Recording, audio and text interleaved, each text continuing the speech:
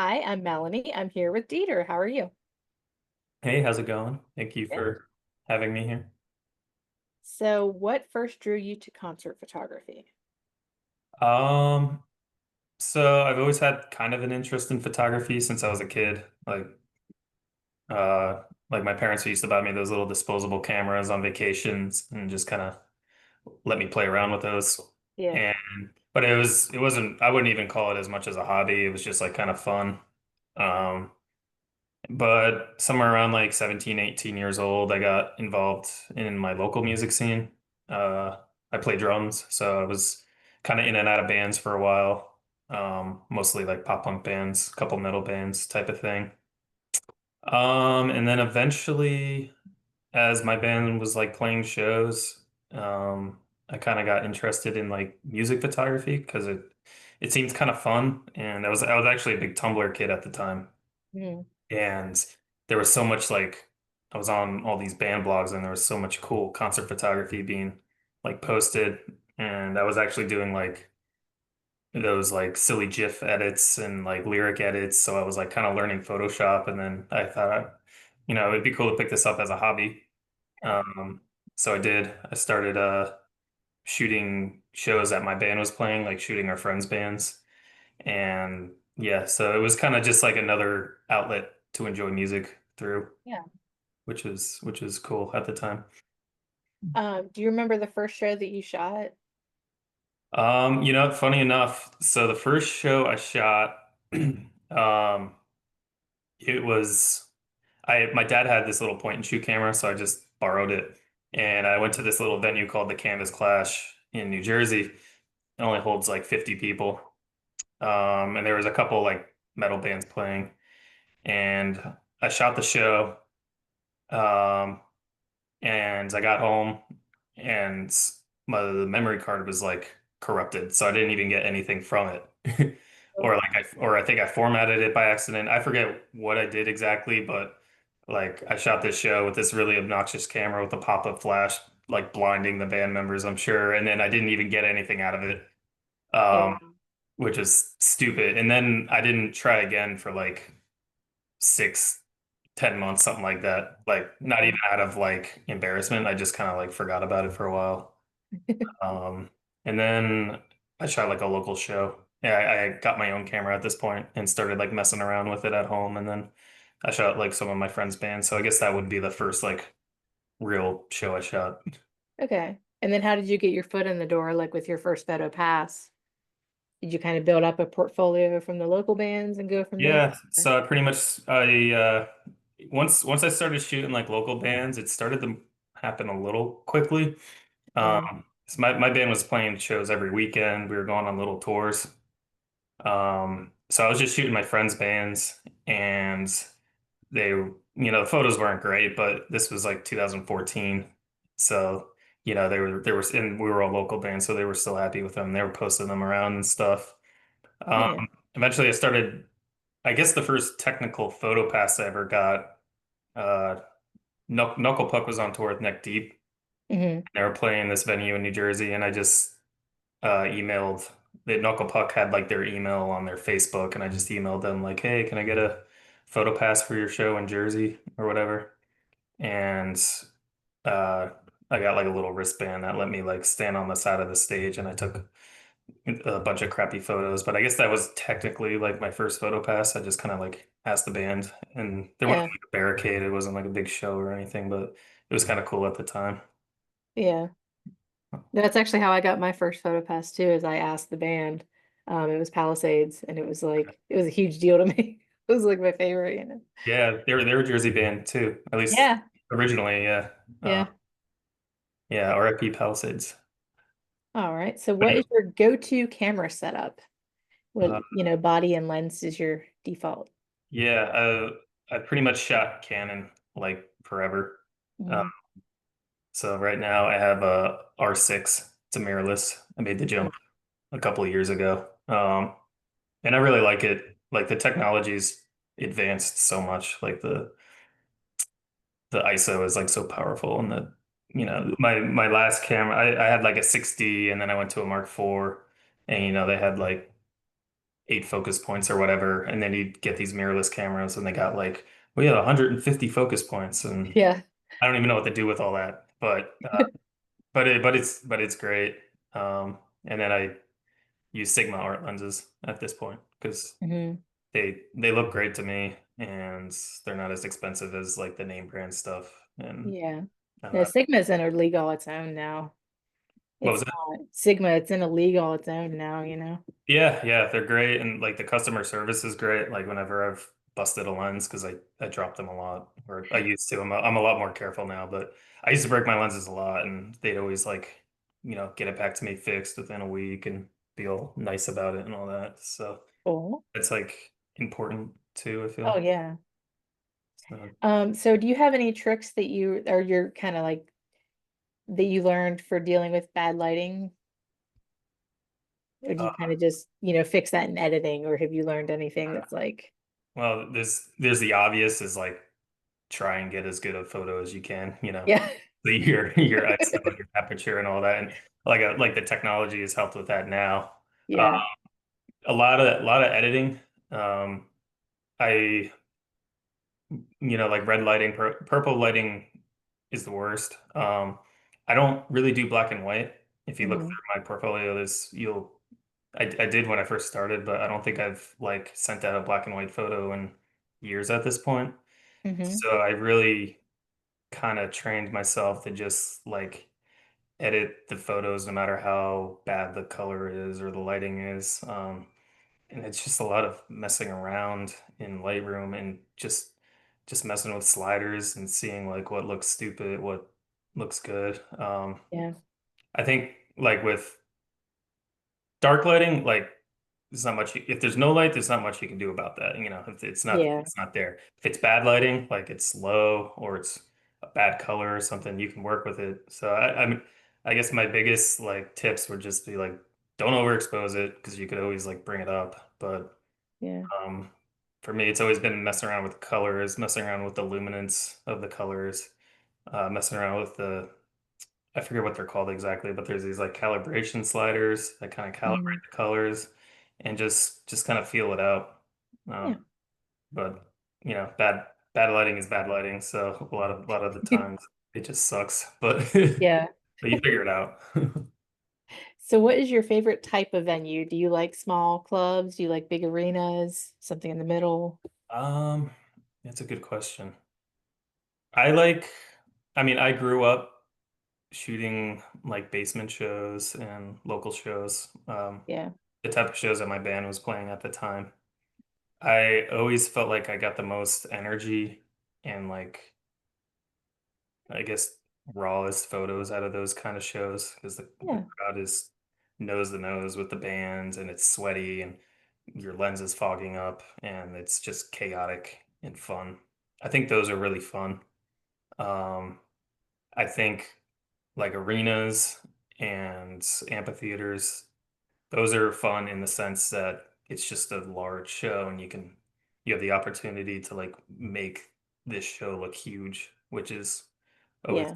cool. And like there's like unlimited angles. Essentially, you can run around the venue in the seats, or you can be in the photo pit, or you can be on the stage. Like when I'm shooting these arena shows, I may only be in the pit for a few songs because there's so many places you can go and so many different types of you can go on the roof if the venue lets you. So Mhm. those are really fun in their own sense. But sometimes it's overwhelming. And then Yeah. those middle venues, that's a good middle ground. It's still intimate. The lighting's usually decent, but still looks big. Yeah. That makes any sense. Um, do you have a favorite show that you've ever shot? Favorite show that I ever shot. Whether it's That's local, huge, yeah, maybe your that's favorite artist? tough. I always enjoyed shooting Warped Tour. Uh, Yeah, that would be fun. yeah, I did Warped Tour a few times and then just shot it like through a photo pass. And the energy was always nice. The lighting was always like it's daytime lighting Yeah. or sunset, even better. Yeah. I just felt like there was always so much energy at those shows, and Mm. everybody was happy to be at Warped Tour. It was sweaty and gross, and it was just really fun to shoot. Um, so any sort of Warped Tour. This last summer. I did a lot of European festivals with the Monomarth, and those are really fun. A little overwhelming as just a single content person on these. They were very large stages.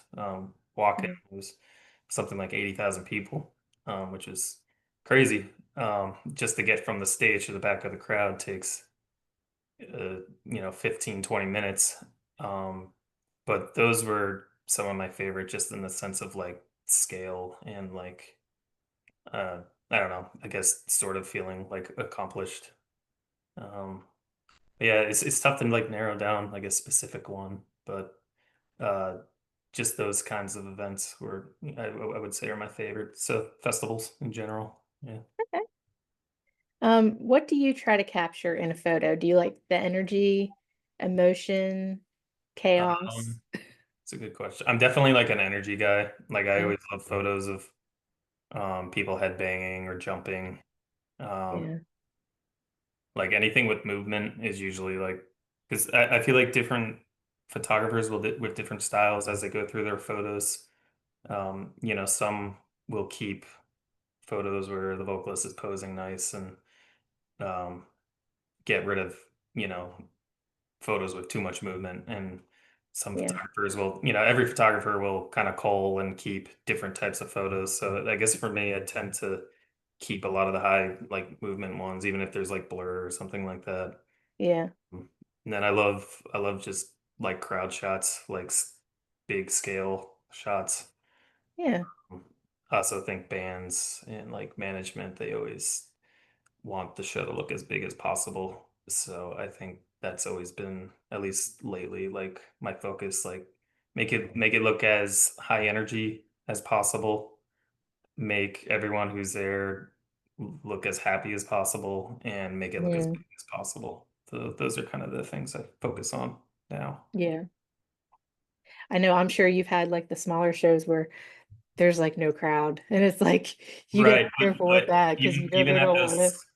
those small shows, like you still like I still try and make it look as, even if it's a basement, as crowded as possible. Even if it like my go-to is like if there's 10 people there, just like wedging myself in between people and actually making sure people's heads are like in the way of my shot. So I'm like, Uh-huh. I'll like shoot the vocalist through heads, so it looks like, oh, there's a bunch of heads there. It must be a lot of people there, and it kind of gives the illusion that there's Yeah, a big crowd, even though those may be but it the was really just their family. maybe the only six heads there. Yeah, but Yeah, there's ways to like make the tiniest shows look as big as possible too, yeah, or just the fisheye lens.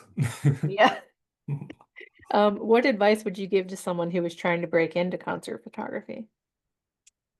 um, it depends what they want to do with it, Mm, because I think there's a lot of different ways you can go with concert photography. You can shoot for publications such as your own, and mhm, you know, stick locally and um, you know, do interviews and shoot bands and stuff. You can get into touring, which is kind of what I do. mm, Um, you get into studio stuff where you're just shooting promos and music videos. I guess I'm mainly on the touring end of things. mm, So if I were to give advice for the touring end of things, um, I think the biggest things are work on your workflow, first of all, like being able to get out content quickly. mm, Um, Even if you're not on tour, you're shooting local shows, but you want to get there at some point. When you shoot like a local show, force yourself to, as soon as you get home, stay up and try and give yourself a time goal. I want to finish these photos within an hour, and just try and get all the content out that night. And if you can do that and practice it, and you'll eventually learn how to like speed up your workflow, because that's one of the most important things on tour, and that's what makes tour photographers um, in demand, is that they can turn around stuff with, you know, no exception. They can just get it out. The band knows yeah, it'll be there before noon the next morning when they wake up. So I think mm, practicing that, really like harnessing your workflow, is important. I think making friends in your music scene. Um, Everybody has a different come up. For me, it was making friends in the local scene And eventually these local bands started bringing me on tour, and they weren't paying me much or anything. I did a lot of free tours, but just integrating yourself, having fun. You know, you'll make friends at shows naturally if you're just there for the right reasons and having fun and taking cool photos. So I think just enjoying it and making friends is important because those friends will give you opportunities, and those opportunities will lead to more opportunities, and it kind of builds up like that. Yeah. And I mean, just like have fun with it, but also don't expect it to be easy. There's like a lot of sacrifice. There's a lot of like, uh, especially when you're starting out, there's not a lot of money. Even Yeah. when you get more established, there's not a lot of money. Yeah. So be prepared for that. And there'll be like bands you work for that are bad clients or who don't pay you on time and that kind of Mm. stuff. But you have to learn to just kind of roll with the punches and do good work. Also learn video. Uh, Mm. Actually, I have a couple more points. Can I keep going? Yeah. Yeah. They're like coming to me. Learn video Yeah. for sure, especially now. I think like 10 years ago, bands would bring a photographer on tour and you could deliver 15, 20 photos a night, and that was like fine and that was good. And that's all they would expect of you. And that, I mean, I was doing that for a while. And Mm. obviously, like social media has become so huge and bands expect more and more content. And at this point, like I know very few bands that will bring a photographer on the road if they're not also like willing to do video for them. So Mm. even if you're not great at it or you don't enjoy it as much, I think it's really important to have at least some. And if you have a DSLR, you can shoot video. And if you pay the egregious amount we do every month for Adobe, you can have Premiere and edit in it. So I think learning video is really important if you want to get on the road because every band wants it. And if they some not every band. Some bands like still bring out someone who just does photo, and they're okay with that. But I think it gives you a leg up, and then also just being useful because being able to help out in other ways than content on the road. I've done a lot of tours where I've done merch for bands at the same time, where I've done VIP, that kind of thing. Yeah. They're always going to take someone who's willing to put their hands in something else and help out where needed over someone who is only, well, I'm just going to do content. I don't want to touch any of these other jobs. If and it's not always necessary, but if a band approaches you and say, "Hey, we want to take you out, but can you also run our meet and greet?" We'll throw you another little bit of money per week. Just do it because you're going to learn more skills, and the band will be happy. And chances are you're not going to be doing anything during that time anyways. So I think it just Okay. helps you. Cool. Do you think so how long have you been shooting shows? I started in 2014. So Yeah. Okay. So like do you think this, the industry's gotten easier or harder on photographers lately? I think it's gotten harder for sure. Yeah. I think what's expected of you is a lot more than it used to be. I kind of touched on that earlier. Yeah. You can go on tour and deliver some photos and that'd be it. Now, every band's different, but some bands they just want some photos and some videos. Some bands they want a TikTok every day and they want a recap every day and they want this and that. And I think there's the demand for content and how quickly it turns over is so extreme now. I think it's a lot tougher now. And I also think there's a lot more, I don't want to call it competition, but there's a lot more like photographers now. There's a lot more access to Yeah. um, gear, and the technology has gotten better, and it's a lot easier to get into the hobby than it used to be. So I think it's tougher to stand out. I think Mhm. in concert photography, there you know photographers are a dime a dozen. They're everywhere. Uh, Yeah. every show on tour, there's 5 to 10 local photographers in the pit, and everybody has different goals as to what they want to do with it. Some are just shooting for hobbies. Some want to go on tour. Some want to shoot for a publication. But I think it is harder just in the demand for content and how much content there is out there. But also at the same time, I think it's valued more that if you are good and like a band will hire you, they'll want to keep you around if you're good at your job. Yeah, It's tough to find someone who can deliver consistently and deliver quality stuff consistently. yeah. So how would you say people can stand out with the rise of them everywhere? And Um, there's always someone that'll do it for free, so you have to, yeah, no, for sure. stand out And in the some goal way. is to like show artists that like, yeah, you could get this person for free or cheap, but here's why I'm worth a little more money.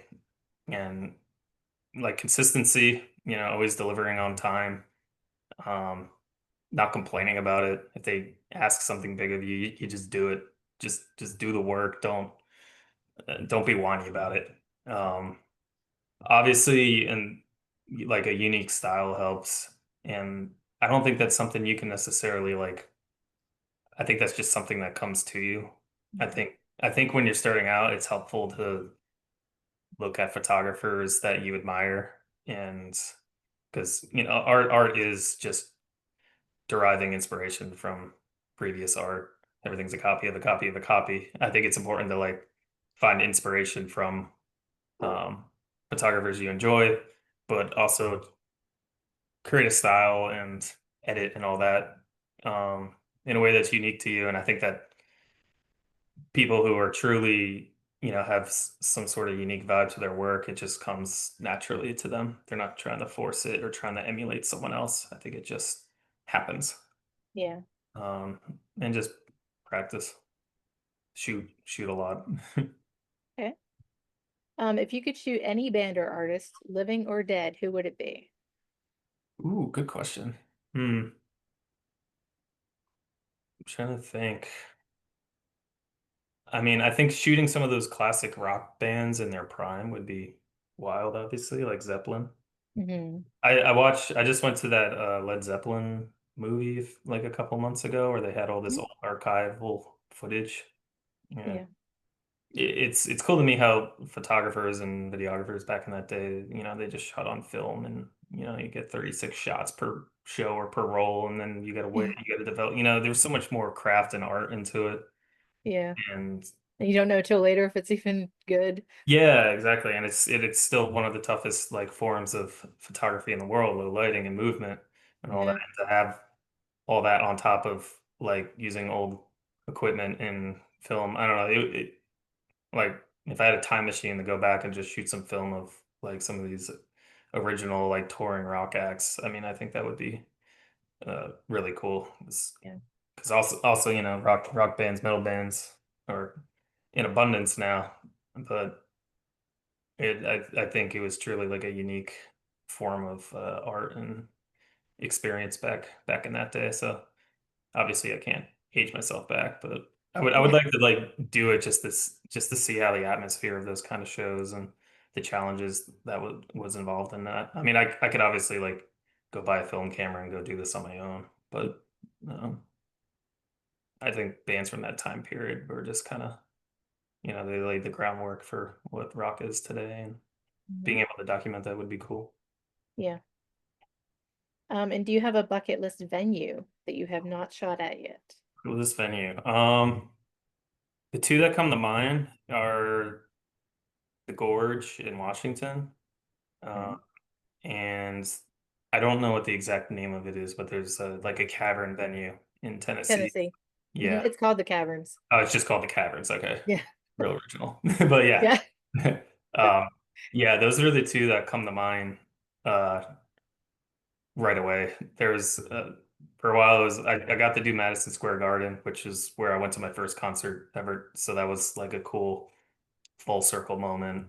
I did Red Rocks last year with a death metal band, which was like really cool because I think it was the first death metal show ever at Red Rocks, and the venue was Okay. just it was so Yeah. gorgeous. It was a tough day. It's like high altitude, everything's hilly, but that was awesome. And then Hollywood Bowl was on that list. I got to do that too. Just really old, like Art Deco looking venue into the hills. It was just like beautiful. Um, but I'd say those two I mentioned are of like my top five, the ones I haven't done yet. So maybe Okay. one day, yeah. And then my last question is what's next for you? Do you have any goals you're looking forward to? Is there a tour coming up? Yeah, so I'm kind of in like a touring break right now. Pretty Mm, much since COVID slowed down, I was on the road constantly for um pretty much like 2021 to like last October, November. I was almost constantly touring. My last tour was at Ginger in October. Great mm, tour, but towards the end of that tour, I was just feeling burnt. I was like, I've been on the road for a long time. yeah. I felt like I was kind of going through the motions with my content and stuff, which I don't ever want to feel like that. Um, so I kind of stepped back for a bit. I've been just doing local freelance stuff. I Mm, haven't toured in a bit, but this coming summer, I have a tour booked. I'm shooting a electronic festival in May, so things are starting to book up again, and I'm looking to get back on the road with a fresher mindset. And I've been yeah. working on a lot of video and After Effects and that kind of stuff. So I'm hoping it's a little bit of a rebirth of the content. I think I'll feel good about what I'm putting out again. Yeah. 'Cause it's easy when you're shooting, 150, 200 shows a year to kind of get lost in it, for lack of a better word. So I think it's important to give yourself a break sometime, Yeah. which Definitely. I'm definitely have felt like the benefits of that, even just physically, like Mm, feel a little healthier not being on the road all year. yeah. Mhm. So yeah, so the rest of this year should be busy. Okay. Mm. All right. Well, I'm going to put your Instagram tag here and in the article. Cool. Have everyone check you out. All right, lovely. All Thank right. you. Thanks for your Thank you time. for the gaps. Yeah. All right. Bye.